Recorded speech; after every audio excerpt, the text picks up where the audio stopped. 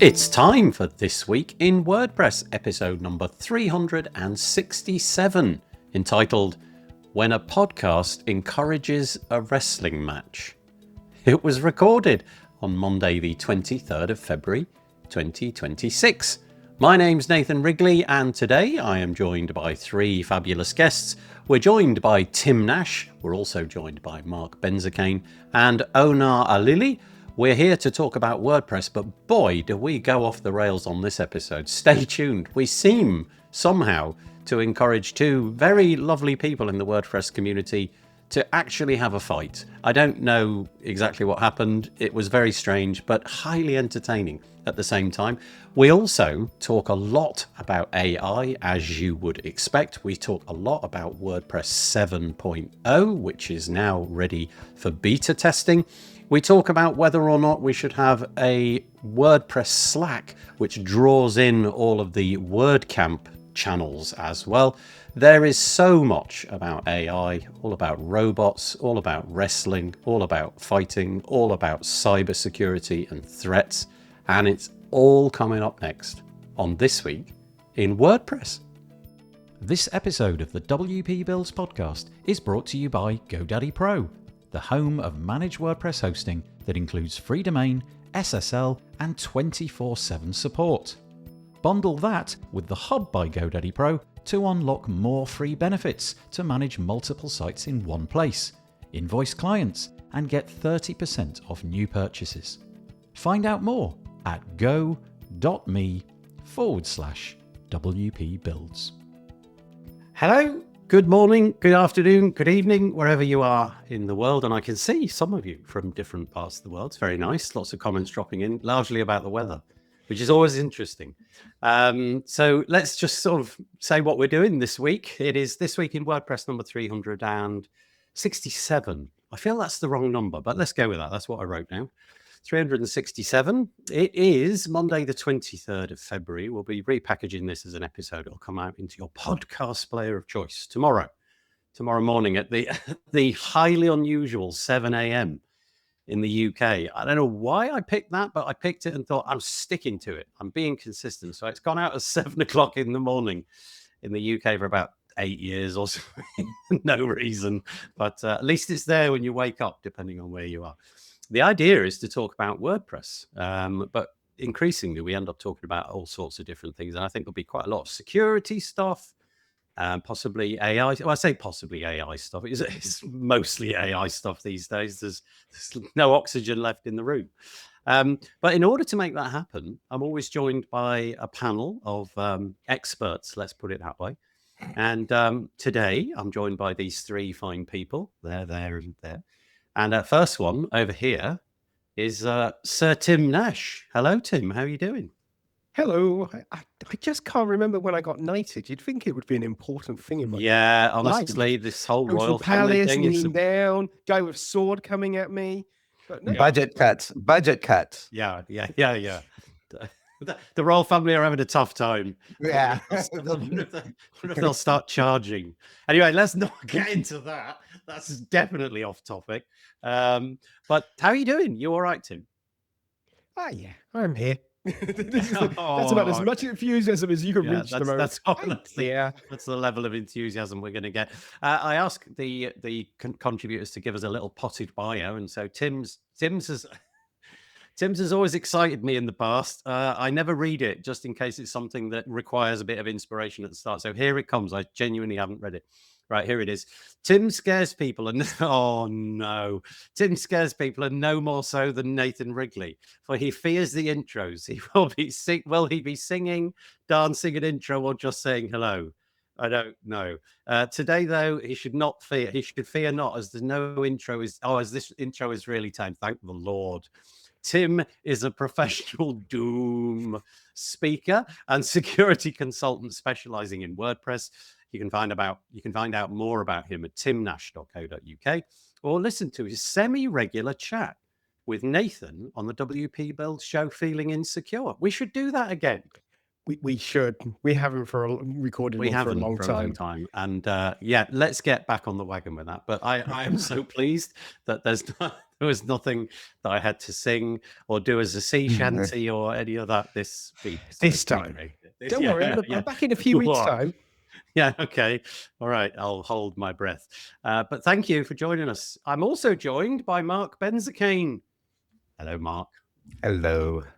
How you doing? It's always like a pleasure to drag you out of your bed at 3 a.m. It's the pleasure is all mine, and I mean that 100% sincerely. What time is it? Right now, it's actually it's 6 o'clock. But by the time I roll out of bed and take my shower and do all the things and make sure that my setup is right, especially this weekend, my computer crapped out and I had to totally wipe and reload everything, and I'm like, yeah. So I'm like scrambling around all weekend trying to make sure that everything will work for the show today, and because I'm not going to have an hour ahead of time to make sure things work. No, that would mean getting up at 2 a.m. Well, that's what that would mean. Exactly. Yeah. If you're watching the show, you too will notice that Marc spends his entire life inside of a box. I It's do. a black box that follows him around wherever he goes. But I think outside of it. I think outside of the box. But my physical self is inside the box. You picked up what I was putting down. Well done, Marc. That was great. Yes. Marc's bio goes like this. Marc is the partnerships and community lead at MainWP, and through a totally contrived coincidence, the timing lines up with MainWP's 12th anniversary. Oh, nice birthday celebrations. 12 years in the WordPress space is quite a marker, and it felt right to acknowledge it whilst he's here with us. Marc has been part of the ecosystem for ages, working closely with agencies, developers, and product teams who manage sites day in, day out. His work at MainWP centers on partnerships, community, and helping shape tools that support people building and maintaining WordPress sites at scale. Thank you, Marc. Really appreciate it. Thank you for having me. Yeah, you're very welcome. And joining us for the first time is Onar Alili. Hello, how you doing? Have I said your name Thanks for having me. Yeah, thanks for having me. I'm very happy to be here. Yeah, you're very welcome. As Onar, it's his first appearance. There's this empty bio box, and no doubt on the second appearance it will be full up with junk, because that's what we do. We just pass it. But on this first time around, it's very obvious that it's going to be sensible. So here is Onar's very sensible bio. He is the founder of OOP Spam. I'm not entirely sure how you pronounce that. He can correct that for us in a moment. Formerly cybersecurity researcher focused on online abuse and spam. And he's based in Minneapolis, Minnesota. How do we say it, Onar? We say spam. Okay, I did actually think that would be what it was, but I didn't want to. Yeah. Okay. I started a long time ago, and now I'm thinking back. Probably wasn't the best name, but yeah. Yeah. Well, as you're about to find out, I called this thing WP Builds, and we basically talk about cats. We have spent ages on an episode the other day talking about alligators. So, that's probably through. Hold on. We'll see how that goes. If you are joining us and you want to make the show a little bit more interesting and lively, then please make some comments. That would be absolutely lovely. The best way to do that is to go here. Marc is sporting the little banner there. Go share this stream, wpbuilds.com/live. If you go there, you've got like two options really. The most common option, I think, is to hit the box on the side if you're on a desktop. It's Google, so it's YouTube comments. So if you're logged into a Google account somewhere, you can comment like that. However, if you don't want to use a Google account, or you don't have a Google account, or you mistrust Google, or any other reason for that matter, then there's a box inside the video player itself, top right. It says start chat or live chat or something like that.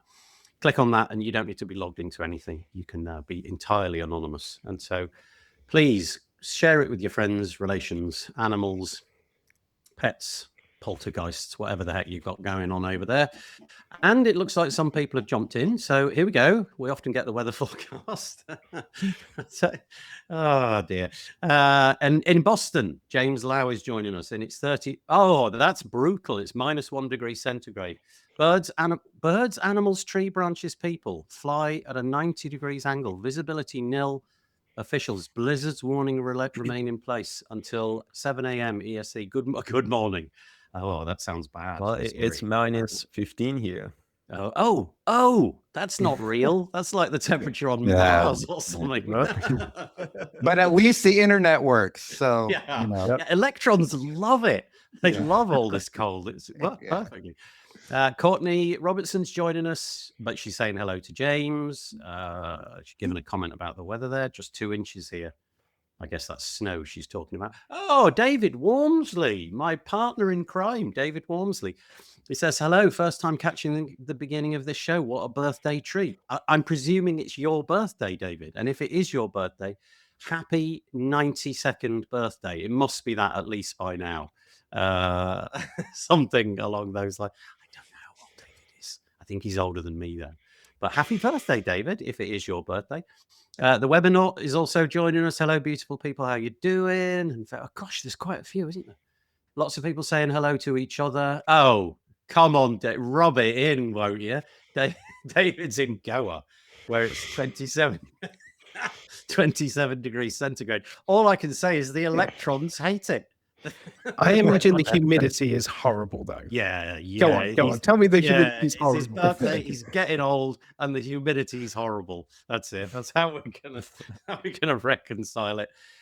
Ross Winkle, hello. He says he's got the day off, so I can be live here today. Oh, you are friends, not work. That's so nice. Thank you for joining us, Ross. Appreciate it. 12 degrees centigrade here in the UK, and very British. Yeah, I got the same. 12 degrees centigrade and just grayness. You know, it's what we get every single day of the year. Any other comments joining in? Who we got here? Marcus Burnett, sorry. He says, I had to cancel you, Nathan. Oh, yeah. Luckily, Onar's here. You know, that's all I have to say about that. Marcus wasn't able to come because he had other things. And so Onar very graciously jumped in on Friday. And that's amazing. Testing WP Beta 1. We'll get to that in a moment. As Jabber. He's skating on thin ice, isn't he, James? Do I jabber? I think I jabber. Okay, it's cold there. It's very thick ice. Trust me. Yeah, that's right. I think. Is there any other comments that anybody can say that I ought to put on the screen because I'm kind of lost in them now? There's too many to come up. Anybody quickly? Well, Courtney asked, but I said I responded already. But Courtney asked if the reset of my computer means that the lights will not go out. I cannot guarantee anything. Mark's in a black box already, but at some point the lights are out, so it'll be entirely black. It's really funny when it happens. If you sit really still, Mark, for like 5 minutes and say nothing, we could all enjoy your lights going out. Okay. So anyway, there we go. That's the long introduction. Really appreciate you all being here. Keep dropping in some comments. So. The idea is to talk about WordPress. This is us, by the way. Bit of short promotional stuff at the beginning. If you like what we're doing over here, put your name into that box. This is wpbuilds.com. No, don't put your name. Put your email address into that box. We don't need your name. Just want your email address. And then we'll send you a couple of emails each week. One when we put this out as a podcast. That'll happen tomorrow when I've edited this. And then we'll put an episode out every Thursday as well. And I'll send you an email about that.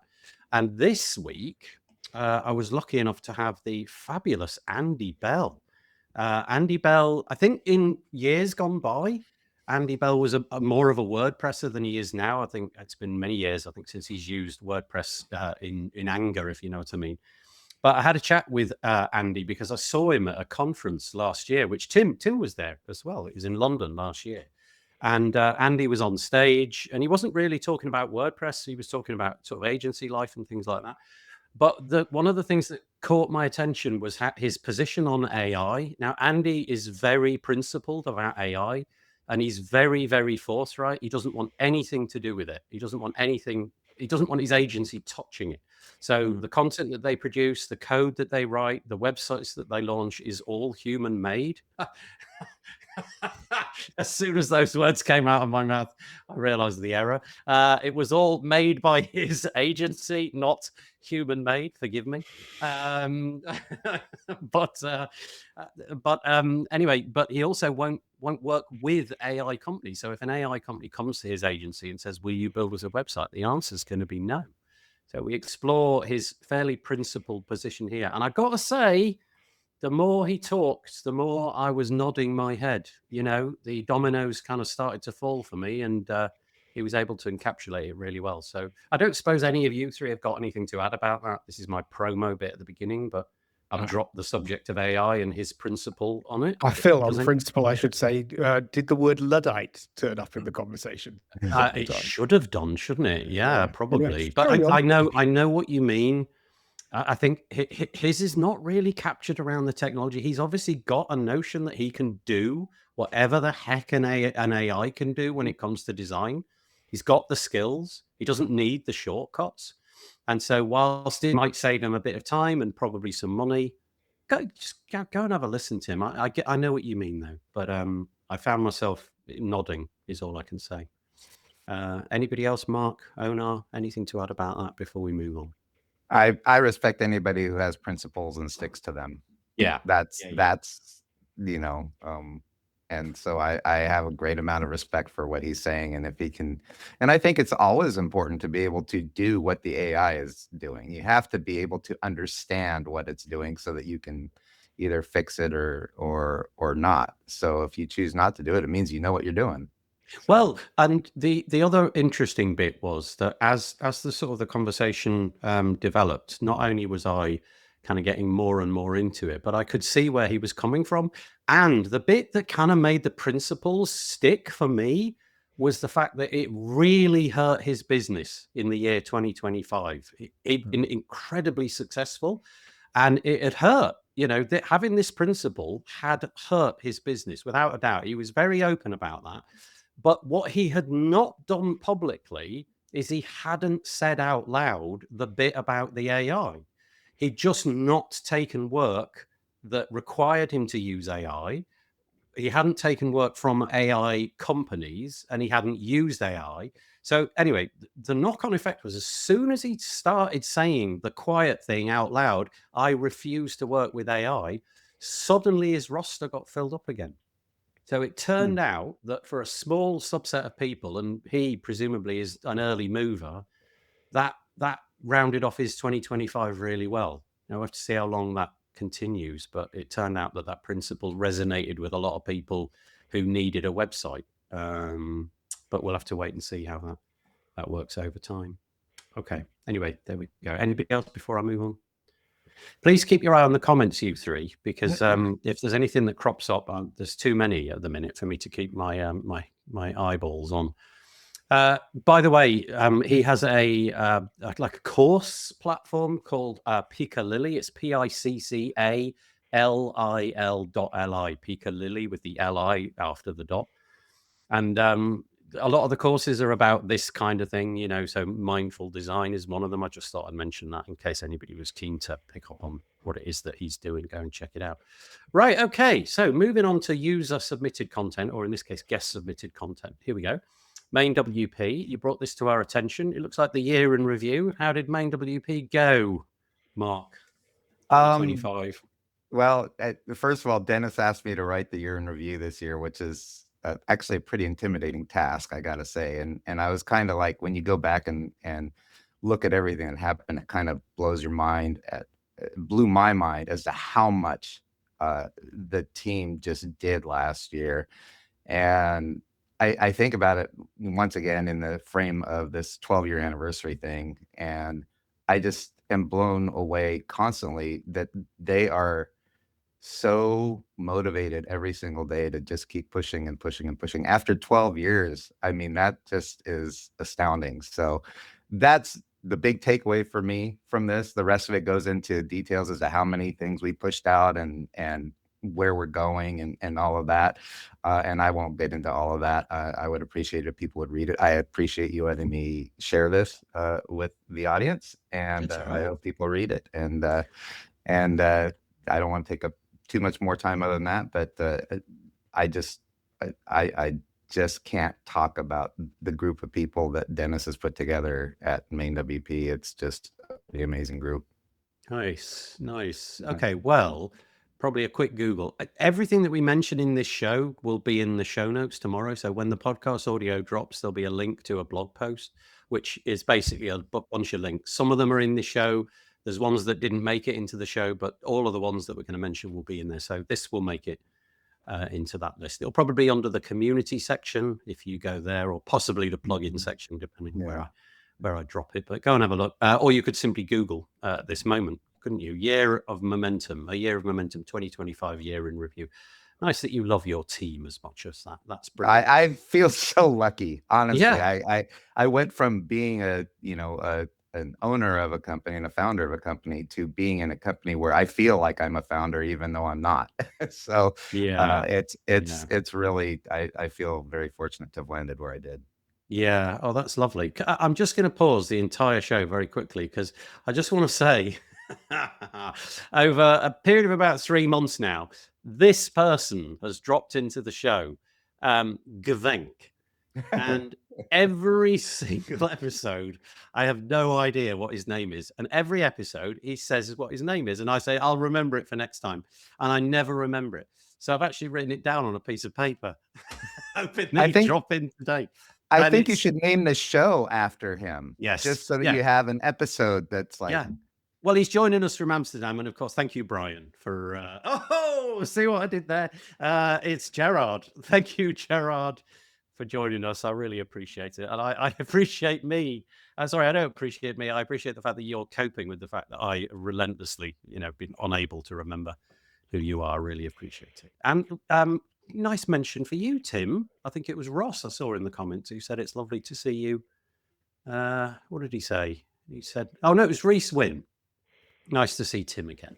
Oh, thank you. Yeah. Sorry, the bearded club. You stayed together, you guys. Okay. Have we got any nice comments in there? That's very nice. Ross, he's just sort of saying, go and listen to the interview, I presume, about Andy. And staying on that topic, he says, Andy also said, so this is the previous thing with Andy Bell, that he'd got some business from a client that had been burned. Oh, that's interesting. Yeah, by an agency that had used AI. And we're looking for somebody that explicitly did not, which was kind of interesting. And then David Wormsley joins in. Primary, Andy problem solves and writes HTML and CSS better than LLM seems to be able to manage. I don't think you could deny that somebody of his capacity, that's very likely to be true, isn't it? Okay. All right, let's move on a little bit and we'll go here. So that was the bit that Marc dropped. Now we've got a couple coming from Tim's side of things. I didn't get a chance to read this one, Tim. Sorry about that. So tell us why this one's in. It's from Automatic. So it's sort of slightly links into it, Andy. So this is a blog post by somebody from Automatic. They're on the performance team at Automatic. It's not specifically WordPress related directly, but it's basically a blog post arguing we use too much JavaScript. Ooh. We use React is not a library, it's a framework. We use these giant frameworks. They're ridiculously complicated. They are really bad for performance. They very rarely do the things that we actually want them to do well. And we keep trying to use JavaScript when actually we have this perfectly good servers behind the scenes that are full of processing power that could be doing the job for us. A lot of the time we struggle with performance on websites is because not necessarily the server's slowing down, but your client has got to make 100,000 different requests backwards and forwards to the server via the JavaScript AJAX requests, and JavaScript is pulling and doing a lot of issues when it comes to performance. And it's basically a little bit of a, maybe we should perhaps not use as much JavaScript, or only use JavaScript when we need to and use it for what it's really good at. Which I found quite interesting. So it's not a get rid of AJAX, get rid of React, get rid of all of this. It was just maybe we should rethink that if you're jumping into a project and your first reaction is to jump and get React, maybe consider if that's the right course. And I found that fascinating, partially because it very much mirrors my own viewpoint. So of course I'm biased towards this as this makes total sense. I think there's a lot of people in the comments who will find this approach like, oh yeah, that's what I do. That should be what we should do. But also who it came from. Yeah. And it's on the Automatic blog. Right. I'd like to think that this was a little bit of a flag has gone up, but maybe we have gone too far the wrong way. But we'll see.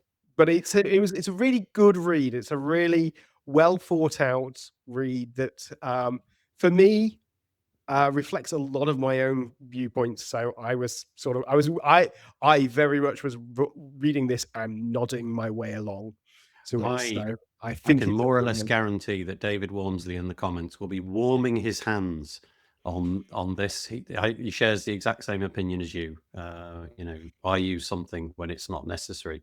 But you're right. That was the bit that I took. I read the title and I read that it had come from Automatic.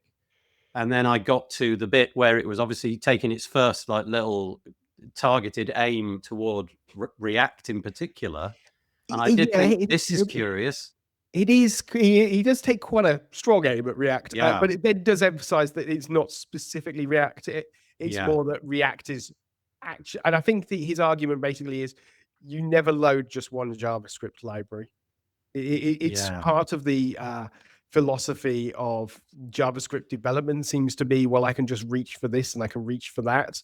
And so you do end up with behemoths very quickly, and without even realizing it, you've got a huge amount of dependencies there that you weren't expecting. And as I say, it's a really good read. Even if you take away from it that it's like that's a bit extreme, if it just gives you pause for thought that maybe I don't necessarily need to bring in that full framework to do this one line thing, or maybe it could be just that you take the opinion, oh, actually, I don't need to use. I can rethink how I'm using my JavaScript and make sure that first of all, the server can do this on its own. You're almost certainly going to have a better experience in terms of accessibility, probably a better experience in terms of things like SEO, and almost certainly a better experience from a security perspective as well, because if you're simplifying things, generally that makes it more secure. Not always, but generally. The bit that's kind of interesting to me is I would imagine that the Automatic blog has some level of editorial control. I imagine that, whoever wrote this article, and the name has now got Sergio Gomez, is the automatician who wrote this. I presume there's some level of inspection. So it is kind of interesting to me that this has been, given the green light. And I just wonder if this is a first in a cascade of similar things in the year 2026. I think maybe that's what I don't know, maybe if you're wondering that as well, Tim. Yes. Not sure. No, hoping maybe. I feel like this could either be a one shot and it's like, oh, that's nice, or we could see this happening more and more. Yeah. And there is a little bit of a case of, as we are getting more and more AI slop, and a lot of, if you ask a AI to build something, it will pull in all of these libraries and things. I can see the Andys of this world and people going, actually, I can win this battle by doing less and producing good quality, simple solutions rather than pulling in the 50 million libraries. So I can see it being used that way as well. So. Thank you. Okay, that's really interesting. I didn't say the title of the piece, and I'll read it in because if anybody's listening to this primarily, this is on the automatic.com, so with 2 T's blog, and it's called A Modest Server-Centric Development Proposal. So you can go and look for that. It was written on the 17th of Feb this year. So go and check that out. Right, and there was another one coming from you. Sorry, I apologize. I didn't let Marc and Onar have their go on this if they wish. Otherwise, we'll move on. It's above my pay grade. Okay. Me too. I think you'll find, Marc, it's below your pay grade. Oh, is that what you think? Okay. Okay, right, here we go. Next one then, again from Tim. Tim's thing is obviously security. I use Bitwarden. I don't know if they have product outside of the sort of password manager, but that's the length and the depths that I have from them. And obviously it being a password manager, I have this assumption that it's going to be secure. So what's this one? What are we looking at here? So this is a blog post from Bitwarden themselves called Security Through Transparency, ETH Zurich audits Bitwarden cryptography against malicious server scenarios. ETH Zurich actually audited 3 or 4 different password managers, and claimed that there were some serious faults. And I got pinged a lot. Like about every friend I know who I've said, go use a password manager, pretty much together. It's like they got sent the same email, sent Right. messages going, Right. oh my God, it's all really bad and it's insecure. It's like, no. The group managed to find, if you compromise the Bitwarden servers and the clients in this scenario, and this happens, then something bad might happen. Oh, okay. So that's quite a lot of this, isn't it? There were variations on the theme for each one of the password managers. So the reason I chose this as a good post is because I thought it was a really well handled response from Bitwarden, because they didn't say this is a non-issue. I thought that was really good of them, because they could have just come out of the gate going, nah. But they didn't. They actually said, we've taken things from this. We've learned things from this paper. We agree it's hypothetical. But honestly, let's go, there isn't actually a problem, but we've learned stuff. But it also gives me the opportunity to highlight that you should be using a password manager. One of the reasons that I wanted to highlight Bitwarden is that Bitwarden's behind the scenes, both the client is open sourced and the server infrastructure is open sourced, and you can run something like Bitwarden on your own infrastructure as well. So if you haven't yet used your password manager, and I'm disappointed in you, but there are options out there. Obviously, if you have a password manager of your own choice, go with that one. Please don't change because of somebody saying that Bitwarden is more interesting because it's transparent because of open source. But that's why I wanted to highlight this. Yeah, thank you. To put a lot of people to bed so they can stop DMing me. Yeah, stop DMing Tim. But I'm glad, because this is the one that I settled on I don't know, 2 or 3 years ago, when LastPass just sort of seemed to misstep horribly, especially from a PR point of view. I moved over and pushed everything over to Bitwarden, so I'm happy that you have that you got the skinny on this. By the way, Tim paused about a minute ago for about 3 seconds, and he scowled. There was a moment where Tim scowled. It was a very effective scowl. He was trying to encourage everybody to use a password manager. So unless you want to be on the receiving end of Tim scowling, then get yourself a password. I feel there should be scowling on your website, Tim. I'm a nice person. I want to have clients. Okay. I don't think scowling at them before they become my clients. I would go and get a password manager. It's not worth it, everybody. The other thing was Marc's lights went out. I don't know if any of you noticed that, but he scuttled away very quietly and got his lights coming back on. But there we go. A few comments coming in. Where was it again? So going back to the bit that we were talking about a minute ago. So Andy Bell and what have you. Let me just put it like that. David Walmsley says, so in regard to, no, it wasn't. It was about the automatic piece and React and what have you. David Walmsley says, I just wish WordPress was more active in the W3C rather than looking to the corporate web all the time. There we go. And apparently, Tim, you're a sucker for a clickbait title. Yeah, I'm not quite sure which one. Any. I think Scowl, Tim. Scowl. Just give him the yeah. David knows his place now. He's no more comments from you, David. I feel like the soup. What was it? The soup thing in Seinfeld. No soup for you. No comments for you, David Walmsley. You're in the doghouse. Right, moving on.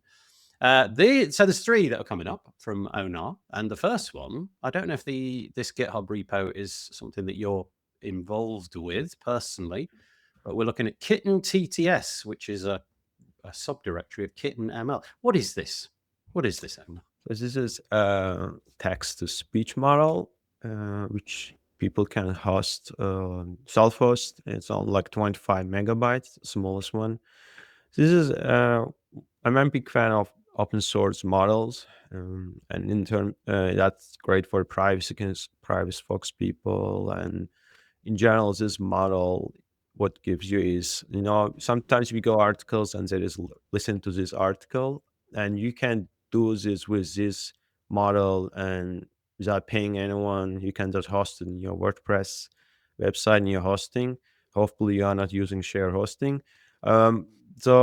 and so this will be enough resources to run this, but it's still perhaps it's impossible to run it on share hosting. And 25 megabytes is quite small, and it does a really good job converting your articles into text and speech, and comes with, I believe, 8 voices. Yeah, I Oh, just nice. want to. I think this team done a really great job getting this out and supporting open source models, and yeah. So it says on the GitHub repo, Kitten TTS is an open source realistic text to speech model with just 15 million parameters. That sounds like a Yep. lot to me, but presumably it's not. Designed for lightweight deployment and high quality voice synthesis. I confess I haven't used anything like this, largely because every single thing that I do is actually me speaking. But I do see this more and more on websites wherever I tend to roam. There's quite a lot of here's the text and then here's the accompanying, Yeah. usually AI generated, I don't know, audio file, which is almost like just almost like somebody reading it out.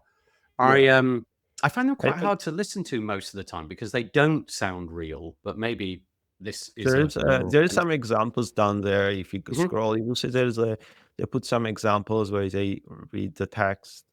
Oh, I And see. yeah, there's Okay. all different kind of voices you can choose and experiment. I think what's great about it, like you don't have to rely on third parties, and also I am in terms of accessibility cases, like people can just listen to the article, and yeah. Okay. I will link to it in the show notes. If you have a need to put, speech on your blog posts and things like that inside your WordPress blog, this will do that for you by the looks of things. I'll just, the URL is not that difficult to read, so I will just read it out. I don't normally from GitHub because it's hard usually. So it's github.com/kittenml/kitten TTS. So that was the first one. I was so disappointed it wasn't what I thought it was. I have never what clicked did a you- link on Quicker expecting it to be realistic meows. Oh, I see. Okay. I was all in for this. There was going to be this realistic set of meows coming out of it, and I could program me some cat purring. No, There's a whole subculture of people. I who want a got large language model that has been trained on meows and purrs. translated into cat. Yeah. Okay. That's okay. So there's the first one. Second one from Onar is, well, I presume this is your own because it's the Yep. spam.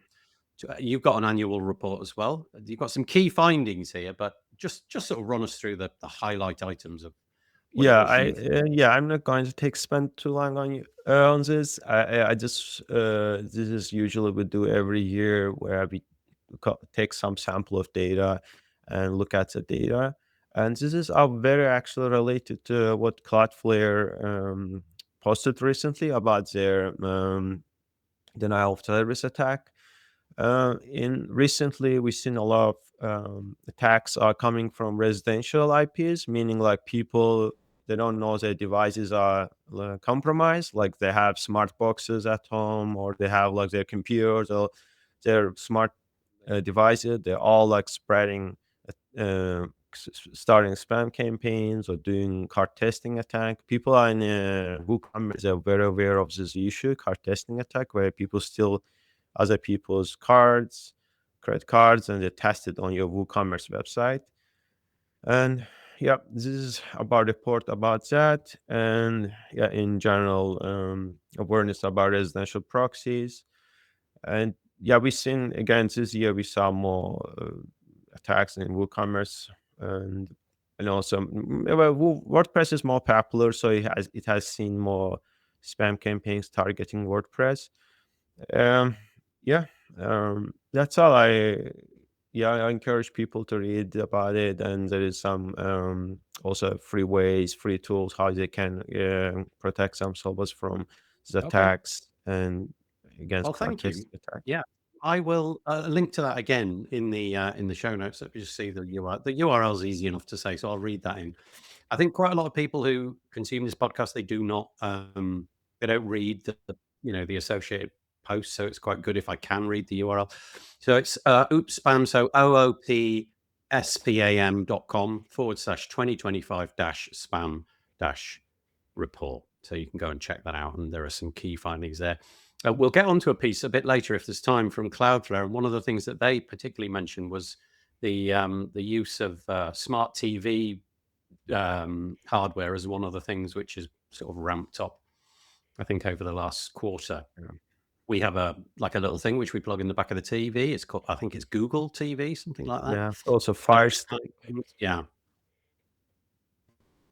Okay, right. In which case, I think you've got a third one as well. This one. So this one, again, from Onar. This one's called, well, it's on the MI. I don't know if it's MIT Sloan or MITS. I don't really know. I think it's part of the MIT infrastructure. It's the Sloan School, which has something to do with, I guess, management or something like that. The title is AI open models have benefits. So why aren't they used more widely? Is the answer to that because they're not as good? Is that basically what it is at the moment with that sort of The article also mentions about that there's usually 90% quality difference. So Wow. usually, and even open source models, they close that gap within 13 weeks. And these models, in the beginning, they were only like OpenAI and also closed sources models.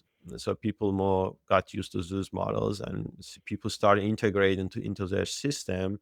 But then later, there's more smarter and equally, high quality models also came out open source.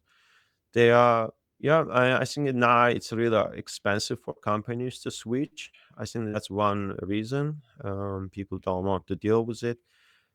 But there is, some people are concerned about open source models because of privacy, but then there is open source models you can host it in your own infrastructure if you're a company, and that's will be told privacy and you own all your data.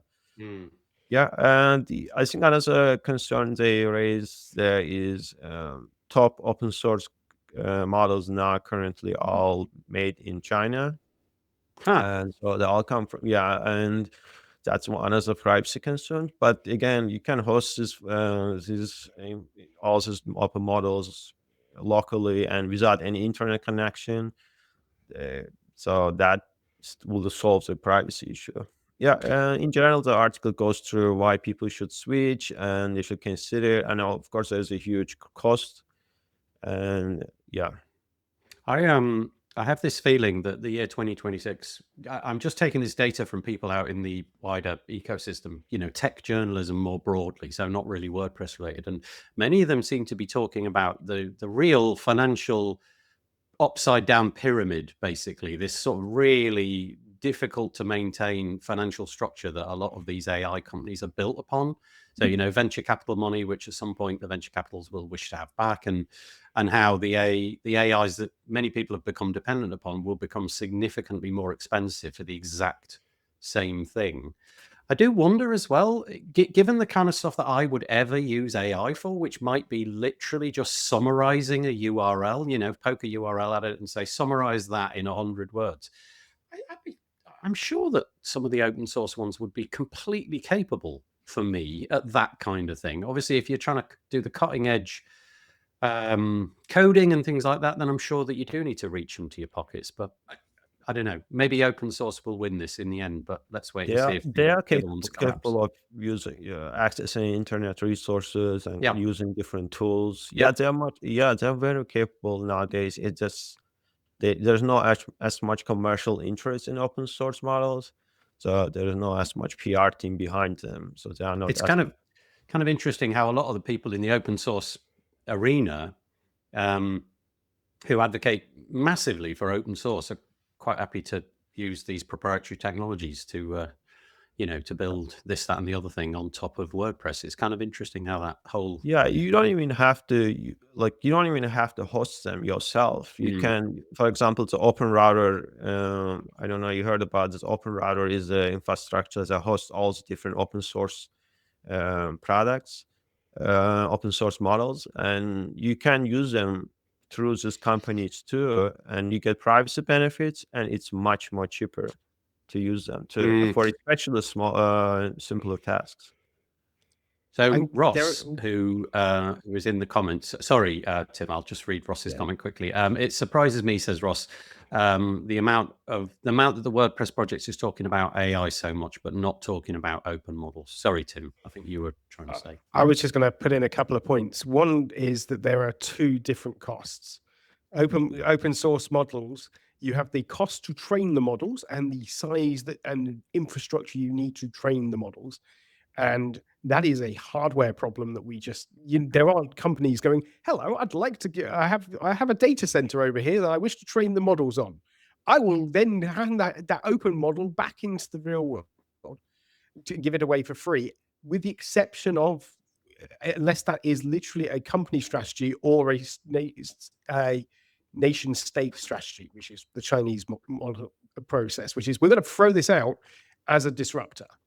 And that's really useful for us, people who are using the open source model. They're not doing it because it's for open source in the nice way we think of. They're doing it to disrupt against their larger competitors, and to stop necessarily proprietary models taking single hold. If you do not have someone who has enough backing to give you the data center to train these models, it's really difficult. Then we have using the models themselves. They still require, on the whole, significant hardware. You were saying, oh, can I summarize something? Absolutely. Yeah. I have a Quen model on my laptop, absolutely perfectly fine for summarizing. Takes about, if I pointed at an article, it takes about 45 to 50 seconds to come back to me with a summarization. Right. Which is, if I pass that to ChatGPT, it comes back in 5 seconds. Yeah. Okay. There's the difference, right? That's the quality would be there. That's fine for one article scaled once on my machine. The problem comes when you want to do lots of workload. So let's say I want to audit some code. With open source models as we have now, even if it's a relatively small code base, with my current hardware, which I don't have, I'm not a massive company with lots of hardware, but with just hardware that I have currently, I can do it. It just takes a really, really long time. Yeah. Whereas if I threw that same code base at Claude Code, it would be done in a fraction of the time at that extreme cost. I can throw my code base via something like OpenRouter, but actually OpenRouter is quite expensive because I have to if I'm making a per API request, I'm still paying for their hardware at a much more inflated rate because they have to make money. OpenRouter is not a charity. They make money on those requests through. So we haven't yet reached a point where we have models that are small enough to run locally at performance that's required to make the open source a viable model. And what we don't have yet is a way of training models that's small enough that we can distribute well enough. We will, I'm sure, see in the next sort of 6 months to 12 months, SETI style setups. If you remember the old SETI at home, like Hive Mind kind of thing. Yeah, I'm sure that that's the route that open source will ultimately go down to solve the distribution problem at making that. But to do that introduces this amount of complexity, security implications, and pollution of training data. Also, just the whole, how do we train these models? On what do we train these models? Because one of the things about the open source models coming from China is that there's at least allegations that they're trained on other AIs, quite often the training methods for these larger open source models isn't as transparent as we like. We get the end result as an open source model, but how it got there is sort of like fuzzy on the way through. That is the title of today's podcast, but there's no way that I can sound like that. I want to say the word fuzzy. Sorry, make it in a really small font. Yeah, tiny font. Tiny font. Okay, so that's really interesting. Ross has got, just sort of we put that comment up, but I'll just put it up one more time. That was the context for Tim's reply. That is so interesting. If you've got this intuition that some sort of federated version of AI, like the SETI thing that you mentioned, where people are sort of, I don't know, letting their CPUs in idle time do some grunt work in the background and contributing to It's an probably better independent. than turning it into a crypto miner, which is what Yeah, most no people's kidding. CPUs are currently being used, No whether they wanted kidding. to or not. Yeah, I couldn't agree more. I, however, don't have access to a data center, but just, because it's good news, I do have access to loads of grapes. And I'm going to eat these grapes. My ambition during the course of this podcast is to finish all the grapes and then really need a wee. Just to tie it back into security for a second, the one thing we are seeing more of is that bad actors, when they are compromising servers, are doing so to get the CPU usage for AI stuff, for writing out spam emails and blah blah blah. Not to the same. It's only in small pockets at the moment, but I'm sure we're going to start seeing. So if you want to look for where we're seeing distributed AI at the moment, it is actually being used more as on the aggression side. It is being used by bad actors, not necessarily for the benefit of mankind in general. Who couldn't have seen that coming? I know, in you're all honesty? shocked. Yeah, what a shame. I'm just going to move. I'm going to flick to something that I was going to do at the end, because you were talking about the web being scraped and the way that, the open source models might scrape it. Just as an aside, I was going to leave this till the end. This is over on the Tech Dirt blog. It's called "Preserving the Web is Not the Problem, Losing It Is." And this is just a curious byproduct of that scraping, that the institution which we've all come to know and love, the Wayback Machine, so the Internet Archive's Wayback Machine, is really caught at the minute as to how best to deal with AI agents scraping it, because it's being used largely by AI agents scraping it. And a lot of the content, for example, from institutions like, it mentions a few, The Guardian, the New York Times, and Reddit, are now blocking the access to the Internet Archive to scrape future content, maybe past content as well. I don't really know how that would work, but future content, because it's a way for the AI agents to sort of get round their content restrictions and what have you. And so that would be a shame. That would be a real shame. I didn't foresee that one. Like I said a minute ago, you could foresee the AI, the miscreants misusing AI to write spam emails, but for some reason I didn't see that one coming, and that just seems like a real shame if something like that was to happen. Mike Masnick, I think, wrote this. No, it wasn't actually. It was Mark Graham. It's not very long. It's pretty quick to read, so go and check it out. But it is a bit of a shame. I mean, the Internet Archive has its own set of controversies based on scraping when it may or may not be allowed to. So there is something ironic about this. Yeah, that's right. It's shouting fire in the theatre or something like that. Yeah, okay. Okay, let's move on. Let's do some sort of WordPressy stuff. So this is the first one. So WordPress 7.0 beta 1 is just around the corner. I can't actually remember the day it drops. Maybe it's dropped already. Can't remember. But anyway, it's coming. And so it's time we go through this sort of cycle of beta releases, and then finally the actual release will come fairly soon. Time to start playing. Don't put it on a production site, but there is some pretty good stuff in this release. If you want to follow somebody who's been following the collaborative editing side of things, go follow Steve Burge from Publish Press, because he more or less daily on X tweets about his latest discovery to do with this. But I'm taking my guidance from him. But it seems like the whole collaborative editing, which many people thought was going to be a real roadblock, a really difficult thing to pull off, it feels like it's coming. And it's going to drop. We'll see what kind of hardware you need to make that work. And then there's a whole bunch of stuff around design improvements. So the video embed block and the grid block and the icons and the breadcrumbs and the headings blocks have all had adaptations, as has the navigation block. And then there's a bunch of developer-y stuff as well. You can read it all in this piece. It's called WordPress 7.0 Beta 1, and it's on the WordPress.org news blog. So go check that out and go and have a play, a bit like Steve does. You three, anything about that before I move on? Don't run it on production. Don't run it on production. Look, it literally says it on the first line. Unless you're me, in not. which case you've updated your site to use it. But for Yeah, the rest of you, don't run it on production. Yeah, that's right. Just don't. So there we go. Oh, and look, there's Steve. Ha! There he is. Hi, Steve. I was just saying that everybody should follow you if they want to learn about the collaborative editing, because every few days, it seems, you drop a little nugget of something that you've played about within WordPress 7. And yeah, I'm very grateful for you doing that. Appreciate it. So anyway, go and check that out. Just a quick mention, friend of this podcast, he's been on it lots and lots of times, no doubt will be in the future as well, Remkes de Vries.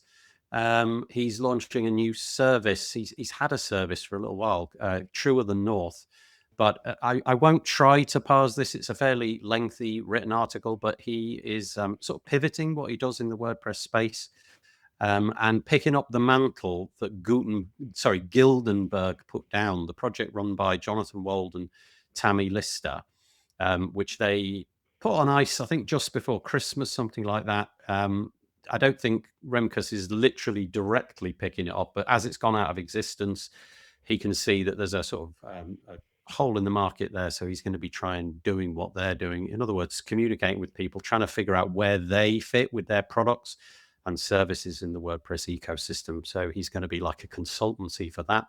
He does, however, have a direct rival, because I spoke to Matt Cromwell during the course of this week.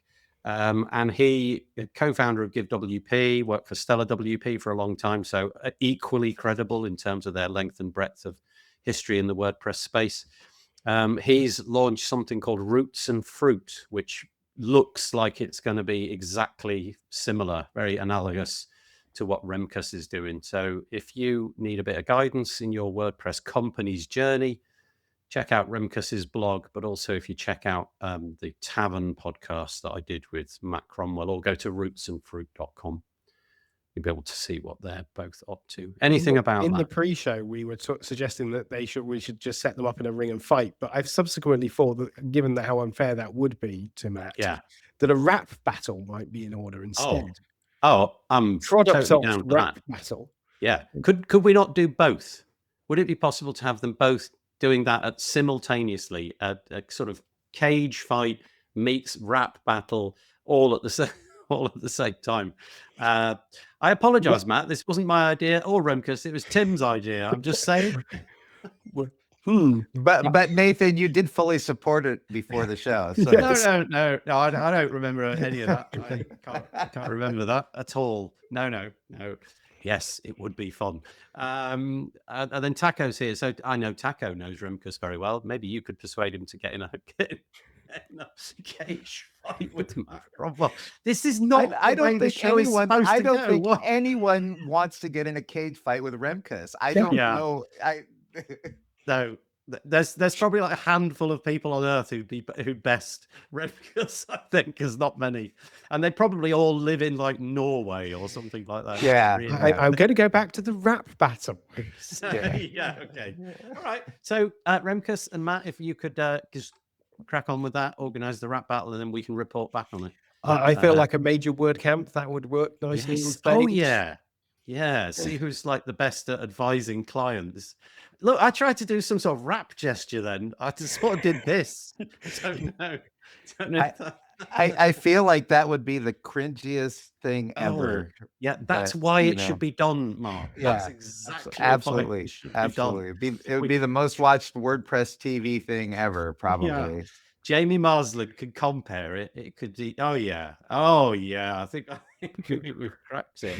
So yeah, Taco's saying poor Matt. Oh, not poor Remkes though. I don't know what she's saying. But Amber likes it.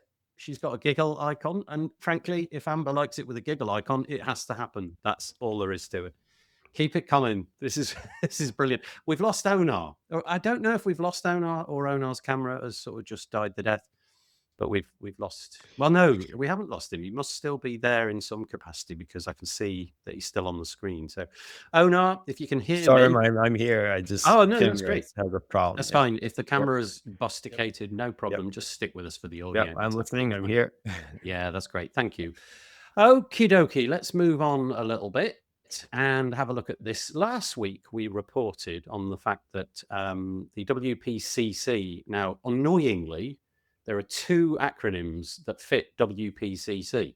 There's the what is it? Community Credits or something like that. And then there's the WP Community Collective. I can't remember. I Anyway, thought you were talking about Wimbledon's Public Cricket Club. Well, there's three now, apparently, but that one doesn't often feature on this show, sadly, but it should. Sorry, it's Wimbledon and Putney Commons is it, along with the Wiltshire Player accounts? Honestly, it's been too long since we talked about that on this podcast, but here we are. So WPCC, in this case, means the WP Community Collective. Last week, we reported that one of the founder members and board members had stood down. That was Katie Adams Farrell, as you can see, if you can see the screen. Quick off the news, the position has been sort of filled, if you like. There's a couple of people that have stepped up, but Chris Reynolds is probably the most notable one to mention. He has stepped in as the interim president. The other one is Jono Alderson. And so they're both going to be acting as part of the WPCC endeavor. I know Courtney's joining us in the comments. She probably has a lot more sense to say about this because she is one of the founders as well. The endeavor of this project is to sort of grow the community in a fair, equitable, transparent way. And I feel I've had a few chats with Chris Reynolds. I don't know that I've ever spoken to Jono Alderson, but the only experience that I've had with Jono was watching him speak at a WordPress event. And boy, he is a force of nature, isn't he? He's really quite something. He was able to speak on the subject of SEO, and it's powerful watching him. So we'll have to wait and see. Tim's sort of having a bit of a giggle there. I just like the idea that I guess Jono is a force of nature. We should leave it at that. Yeah, okay. No, just because out of context, that sounds amazing. I think Jono would appreciate that as a statement as well. Yeah, so Chris has got a sort of fairly muted, like fairly political way of explaining what he wants to do as part of his presidency. But Jono is a little bit more forthright. He says WordPress, so this gives you some idea of maybe where Jono wants to take it. WordPress runs on contribution, but too often the people and organizations doing the work are expected to absorb the cost, Alderson said. Quoting him again, the WPCC is creating real structure around sustainability, accountability, and contributor well-being. I'm proud to be joining the board and helping to push WordPress towards a healthier, more equitable future. This is on the repository .email blog, so you can go and check it out over there. Anything from you three, about that? Not about that, but can we just take a moment to, you can't see this on the podcast, but the amazing picture that the repository found of Chris, which is like, you can't even see his face. He's just... Which one is it? Is this him here? Yeah. Maybe he eschews the camera. He sort of lurks elsewhere. It's not possible to find pictures of him because whenever the camera comes out, he disappears into a corner. It looks like one of those pictures that would be taken, you'd see on the front page of a newspaper. I feel like that's right. It captured it really well with the black and white, and it made me smile. It's like, yep, that's the person. Let's see what Reese says. Jono is a little bit more forthright. Is the understatement of the century? Okay. I meant in that article in particular because Chris said something and then Jono said something and Jono. Oh no, in life. John in life. Okay, right, okay. Yeah. Taco says it's like Jono Fest. Jono is absolutely bloody brilliant, says Taco. Okay. That's it. Ideal. And then I've got some commentary here about subscribing to my newsletter.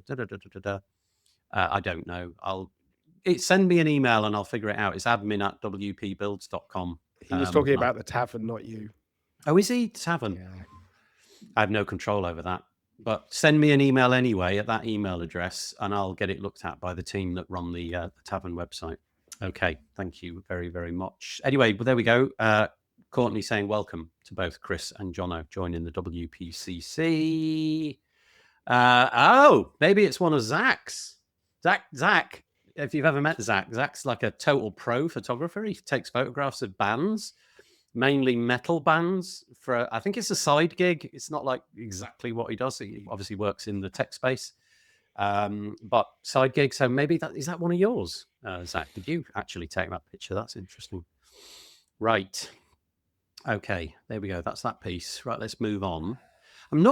Unfortunately, I never gave this enough time to really parse what was going on here. I read it ever so briefly, thought I'd understood it, and now that it's in front of me, I'm not sure that I did. So I'll just say what I think is going on here, and then I'll let either the hive mind of the comments or you three panelists tell me that I've got it wrong.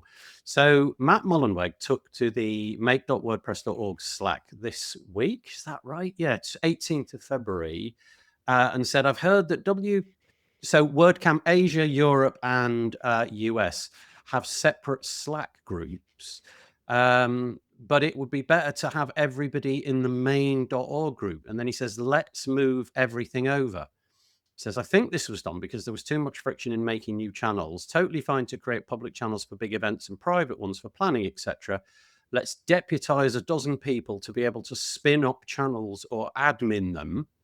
And so I don't know if this is a thing which is now done or happening or what the need was, but there was a few comments that came in saying it's quite handy to have those things separated. In it, for example, at WordCamp Europe, they like to keep it secret where the next WordCamp Europe is. That's part of the whole thing. You know, you show up, and then the final day you get to find out with the expensively made video where it's going next time. And obviously, if everything was in a public channel, that might not be the case. So I'm not entirely sure what the reasoning behind this is or whether it'll happen. But the other thing which is kind of interesting here, certainly from my point of view, it says here, I'm very open to water cooler or more socials channels on Slack as well. We should have some fun there as we work together. So it's not just his endeavor here is not just to have WordPress, code and events, but have other silly things like a dogs channel. I mean, literally, this is what's on the page: a dog channel, a cat channel, a games channel, a self-promotional channel, and a Today I Learned channel. Now, obviously, if you listen to this podcast, I just like messing about. So that's music to my ears. Let's have a hamster channel. Let's begin there, shall we? So anyway, I don't know if this is big news to you. If it's of no interest whatsoever, I'll just leave it. If you want to talk about it, we will. If not, I'll just move on. Whilst I'm eating grapes. That's a big fat no. Nobody wants to talk about that. Okay. Did any comments come in? The only thing I had to say is, yeah, I agree we need to Slack better. I'm not going to say anything beyond that. So the headline is correct because there's a lot of clutter in Slack and all the social chat platforms. So I would like for there to be something somewhat centralized, but I'm not sure how it should be done. Yeah. But just kind of interesting. I suppose I just don't know what the thought process is behind it in terms of whether it's needed or not. But it's been mooted. You can go and join in the comments. That there are quite, there's not lots and lots of comments, but there's quite a few comments.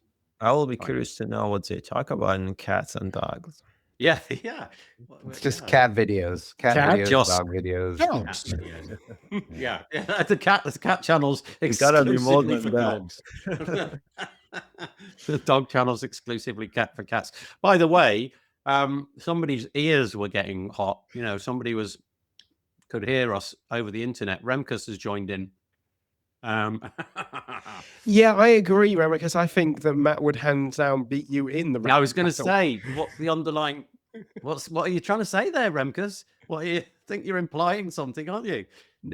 Okay. What if? I'm not even going to say it. It's so. What if Matt was allowed a small rounder's bat or something like that to sort of offset the... You can go into the violence. Rap battle. That was the suggestion. It was never done violence before. It's so funny, though. I'm loving that Remkus has even bothered to comment, though. That's absolutely brilliant. So anyway, we'll see if that happens. But I'm surprised he didn't put the word "fight" in quotes while he was at it. Yeah, that's right. Okay, let's see if Matt Cromwell drops in and offers it up. Okay, right. Let's get into some sort of security stuff. There's a few bits and pieces here. It's totally out of my pay grade, this, but I did think this was kind of interesting. So this is talking about AI and security all in one go. So somebody that I followed on social media for a little while, this is on Mastodon, Kevin Beaumont, he says, today in InfoSec job security news, I was looking into an obvious vulnerability introduced into a major web framework today, and it was committed by username Claude on GitHub, vibe coded basically. So I started looking through Claude commits on GitHub. There's over 2 million of them, and it's about 5% of all open source code this month. As I looked through the code, I saw the same class of vulnerabilities being introduced over and over again, several a minute. Honestly, I don't think we need to talk about that, but I just thought that was an interesting thing to raise. Just like what is the future we're painting for ourselves if stuff like that is true? Breaking news: AI was trained on bad data, bad input, and bad data. Oh, increases vulnerabilities. I'm no shocked. kidding. No kidding. Shall we go to the other interesting one that I found? Where was that? Was it this one? No. Let me try. Oh, we'll come to that at the end. Where's it gone? Where's it gone? Where's it gone? I think that one you were just on the open AI has open source has an AI slot problem.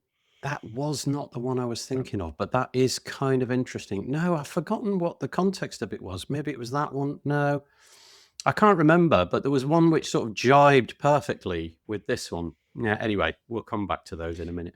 But I just thought that was kind of interesting. We're painting ourselves into a future where the robots are now. Oh, no, it was the one about the robot.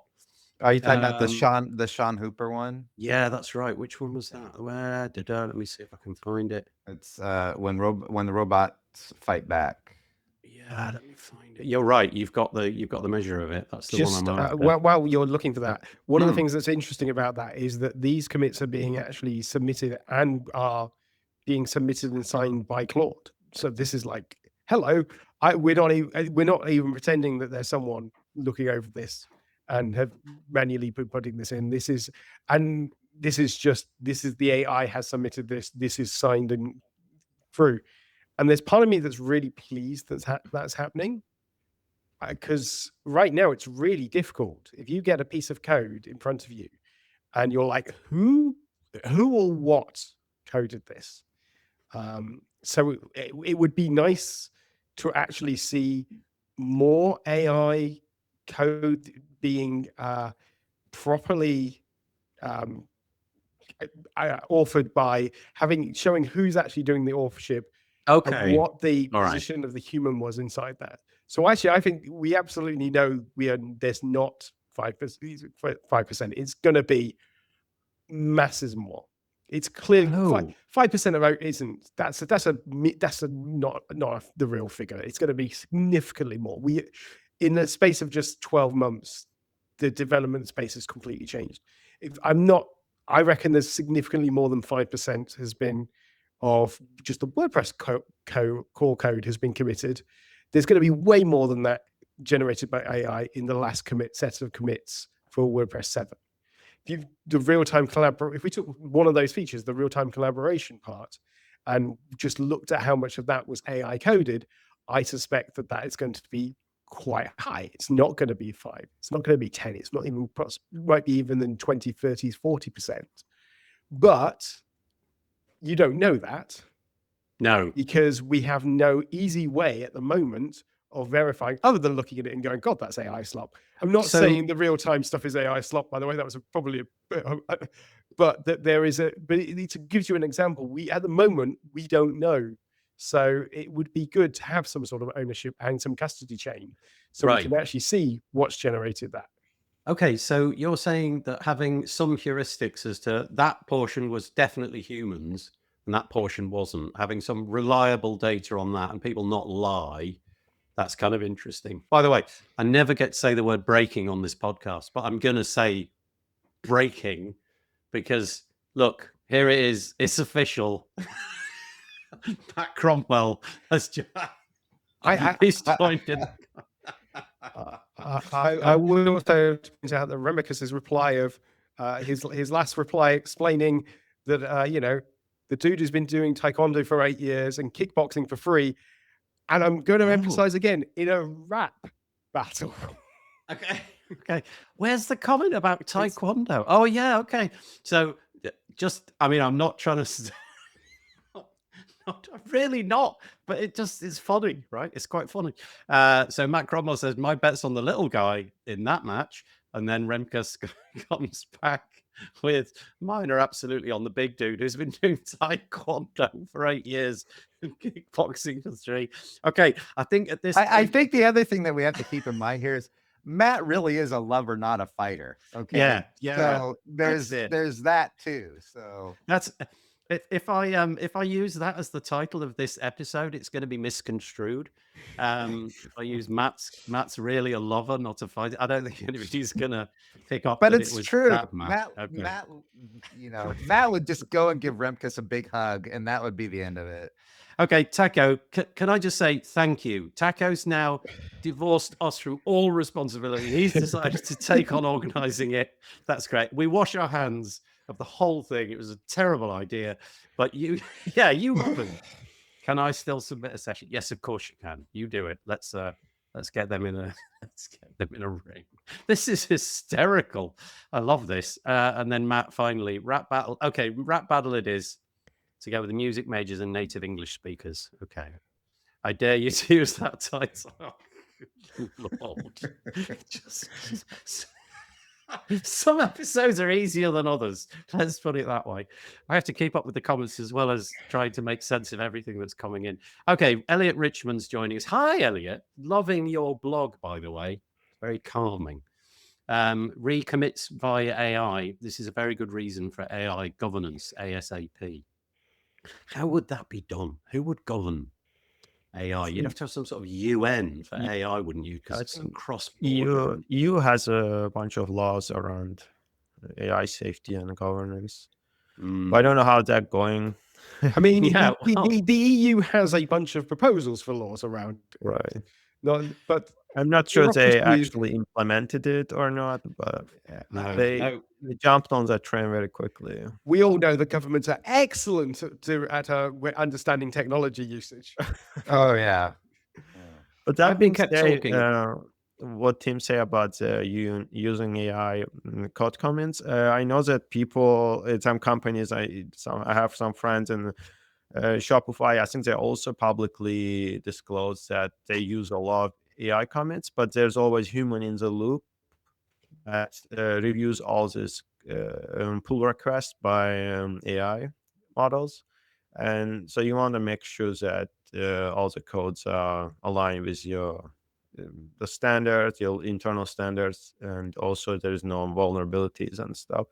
I think if you just let the AI to do pull requests and submit the code, then there will be a lot of problems.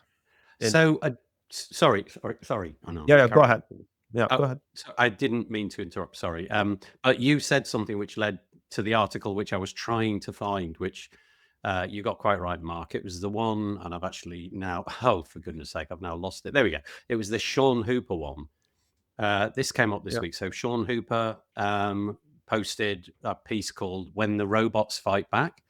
And I'll just read it because it's so short, but it's so interesting. It says, today I saw something I'd never seen before. A bot taking revenge on a human.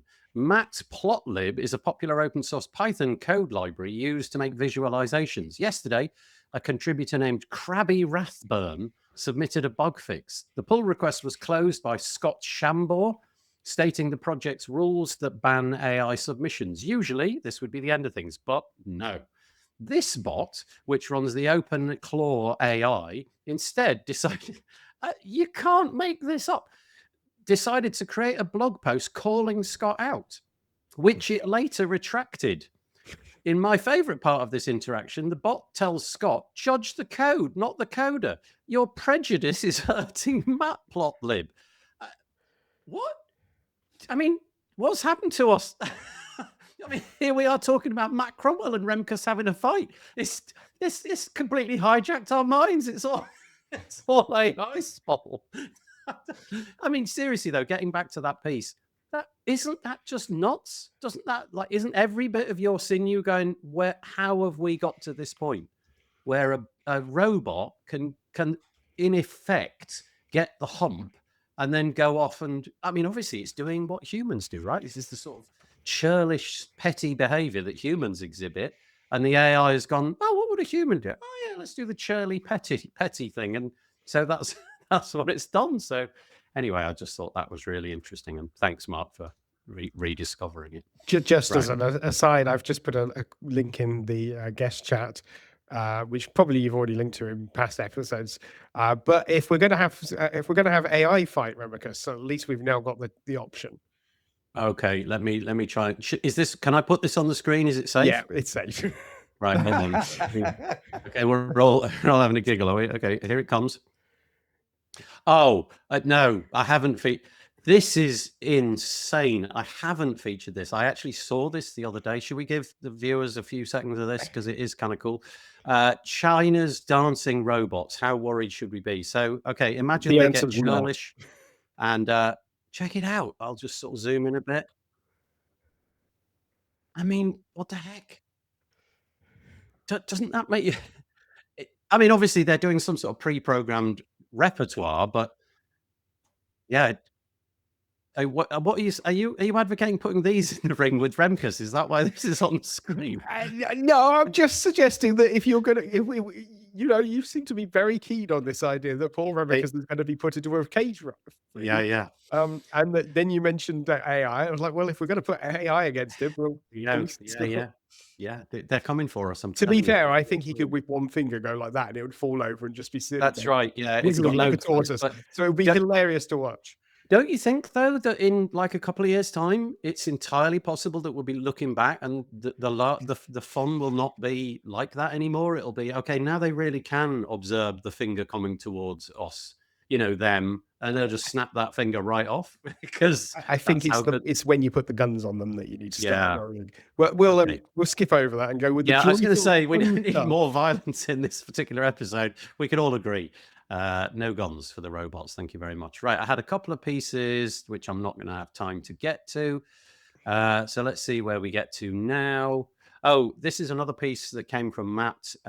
If you're in the polyglots ecosystem in the WordPress space, this might be worth looking at. It is AI related again, as everything seems to be. And it's about using AI to achieve the things which traditionally the polyglots team has used. There's an awful lot of, well, not a lot, but there's a few very incisive comments which come up. But Matt is basically asking the question, what can we do with AI to make the whole polyglots thing, the translation, much more straightforward? And so if you're into that, go check it out. Right, let's have a little look. I've got one product that I thought I'd mention this week, called ReviewBird. Not come across this before. It's for those of you that are using WooCommerce stores, and I don't have a WooCommerce store and I don't take product reviews, so I don't know how essential this kind of plugin would be. But if you are and you want to corral your product reviews, go and check out reviewbird.com. It allows you to manage all of that in one place. And given whenever I go online and shop for things, I do look at reviews. It probably is quite an important part of such a website. Right, now that we're freaked ourselves out, let's go to this one to calm us all down, shall we? This is Cloudflare, their annual, that's not true, I think it's quarterly report. Yeah, there you go, 2025 Q4 DDS threat report. The title is guaranteed to offer you sleep. But however, it says a record-setting 31.4 terabits per second attack caps a year of impressive DDoS assaults. What didn't you know already from that? But check it out. Just some of these numbers are absolutely ridiculous. If you work for Cloudflare, God bless you. I don't know how you guys manage what you're doing, but here we go. The fourth quarter of 2025 was characterized by an unprecedented bombardment launched by the, whatever the heck that is, Arizuru Kimwolf botnet. Dob the They are night before famous Christmas. botnet networks. Oh, thank you. They have like over 200. Last I checked, 250 million compromised devices they're handling. Yeah, this was the thing that I was saying earlier about the Google TV, the TV dongles and things like that. Yep. Apparently a lot of them are IoT part of this devices. whole thing. Yeah. The campaign targeted Cloudflare's customers as well as Cloudflare's dashboard. Now, I don't know if it's you, but I did notice Cloudflare at the end of last year going down a few times, like in a way that I'd never, ever, ever seen Cloudflare go down before. Maybe this explains it. The hypervolumetric HTTP DDoS attacks exceeded. Just listen to this number and try to imagine it for a minute. Rates of 200 million requests per second. I mean, what?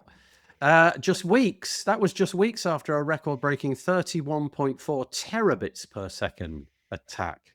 And then, there's a bunch of charts which showed fairly conclusively that 2023 was lower than 2024. 2024, in turn, was significantly lower than 2025. This graph looks logarithmic, by the way, which means that by the year like 2029, it's going to be infinite. There'll be nothing else on the internet apart from DDoS attacks. It's just going to go. Oh, Tim said, yeah, is that plausible? Yeah. I mean, Oh, no. I mean, Give up now. Onar probably can answer this much more clearly than I can, but yeah, we're already at the age where we've pretty much now human traffic on the internet that needs to be specified separate to the web is such that we are now the minority. And it will not be that much longer before the web we are the minority, at which point, yeah, you're talking about automated systems talking to automated systems. I think these numbers are really interesting for perhaps a completely different reason, and that's just how dominant Cloudflare has become. It's starting to worry me, actually, how dominant Cloudflare is. Don't know and as it happened, I think the times that they were down, the big ones that got in the news, each time was due to config errors rather than actual. I don't think they've gone down from a compromise, but yeah, they are just how dominant they've become and how important they are to infrastructure. And whether that's a good thing, whether that's a bad thing, they are reaching that point where you got to think about them, and you're now in this position where you might as well. They've reached that tipping point where up until recently there was like, well, there's a little part where you don't necessarily need to want to use Cloudflare because you can use your own. But now, if Cloudflare is down, so much of the internet's down that so many of the resources that you rely on for your own website is probably down, that your website's probably down anyway. Right. So you might as well use them. The curious thing about the whole... Yeah, but the curious thing about the Cloudflare thing is a lot of the other platforms, when they started to gain dominance, I'll use Facebook as an example, wrapped around that was a growing sense of like, wow, Facebook's like, there's a lot of wrong going on there. But I don't have that with Cloudflare. I don't get a sense of there's a lot of wrong going on there. It's just they're getting bigger and bigger and bigger, and so their failure is just bad. I personally haven't read enough around. I've got no intuitions about them being and I'm doing air quotes, a bad company doing unethical things. Perhaps they are, but I don't have that intuition. They're a corporation at that scale. Okay. There's always going to be some bad. You can't be a corporation that size and not upset some person. I have a solution, Tim. What we need to do is put Cloudflare in a ring with Remkus. It would lose. Now that I think Remkus can subscribe to. He's on Team Cloudflare, I think. Maybe they just shake hands and that'd be the end of it. Okay, anyway, that is really sanguine stuff. The numbers and the sort of the future that we're painting ourselves into the corner of, kind of interesting. Right, some more security stuff very, very quickly. CSS got hacked. How is this possible? Go and read the article. It's on Medium. It's kind of interesting. It's complicated and interesting, and it's the way that the Chrome browser parses. It's not you don't have to actually worry about writing CSS. apart from in some really curious cases, but I've never seen a vulnerability involving CSS before. It's just as well we have lots of different browsers and we're not all based on Chromium-based systems, isn't it? Well, I know you are still... So you still using Firefox over there? Yes, except for when doing broadcast to you on my... Yeah, that's right, because these platforms won't allow it. Yeah, there's you and your 7 other mates still using. I really want Mozilla to succeed. I listened to a podcast episode with the now new CEO of Mozilla, and he was trying to paint a positive spin on their new AI initiatives, and I've got to say, it didn't wash too well with me. I got the bad feels from it. It was like sort of like greenwashing what is a necessary but horrible, awkward evil that they're having to deal with. You in agreement, Tim? A little bit? Yeah, absolutely. Okay, great. Yeah. I think they released new feature to disable all the AI features. Yes. Well, at least that's a thing, right? You can go in there and switch them all off, but necessarily they're going to be enabling them by default. But also, I just want a browser clear of all that, really. I want the browser to just browse the internet based upon where I click and nothing more. Obviously, there are... the nice thing is that there are, just like there are different Chromium browsers, there are different Firefox variants out there, and people are working on one them. of the good one, LibreWolf. That's a very good one if anyone who's interested in privacy. LibreWolf. What was that one called? It's called LibreWolf. Oh, okay. As in like LibreOffice, Libre free. Yeah, perhaps from there. LibreWolf. Okay. It's Firefox variation. Yep. I downloaded one not that long ago, which I didn't actually use because there were significant things in the UI which I didn't really like. But it was curious because it was a Firefox clone, but it was also trying to enable Chrome and the Firefox apps extension ecosystem. Was that Waterfox? What? I don't think it was. There's certainly no AI pushing heavily one. Okay. But it was just the idea that there were a few Chrome extensions that I'm really familiar with and I would love to be able to use. And there's no equivalent Firefox one. But this browser I thought might be able to do both, but it didn't manage it. Firefox will install nearly all Chrome extensions. Okay. Just as a complete aside, because they do share a commonality for their APIs. Okay. So some comments coming in about that. The entire Firefox community that's left. He's there. Look, there is the Firefox. There's the UK Firefox community. I do not worry. I am indeed up in arms. Yeah, he's up in arms about that. I used to be on their Sumo team. There's no connection between the CEO and those marketing the product. Okay. Right. Okay. I think very, very quickly, we'll just go through these. I know time is short and I don't want to hold the guests to stay for any length of time longer than we said we would. If you are using ManageWP owned by GoDaddy, they have now forged a relationship with PatchStack. I'll just mention that. You can go and read about that yourself. I don't know if this is the final round, but if you're going to go to WordCamp Asia or have intuitions that you might like to go to WordCamp Asia, the 5th round of speakers has been announced. And then we had the dancing robots already. I'm just going to drop this one and say, make of this what you will. This, just look at that for a minute and parse it. Just take in what you're seeing. And then tell me that, if you needed proof of the existence of God or something like that, this might be it. This is a fossil. Nature made that. And it was found by somebody on a beach and believe it or not, they found it on the island called Holy Island in Lindisfarne. And that's so obviously somebody's mouth. The human did that. There's no doubt about it. Or the aliens. The aliens left it there. That's probably what happened. Because look, it's got the gums, pink gum bits, and then the teeth, and then anyway. Apparently not. Apparently it's a fossil. It's on the BBC website. Smiling fossil discovered on Holy Island. Drawn by teenager 2 weeks before with crayon. It doesn't actually say that, but I like the idea. Okay, there we go.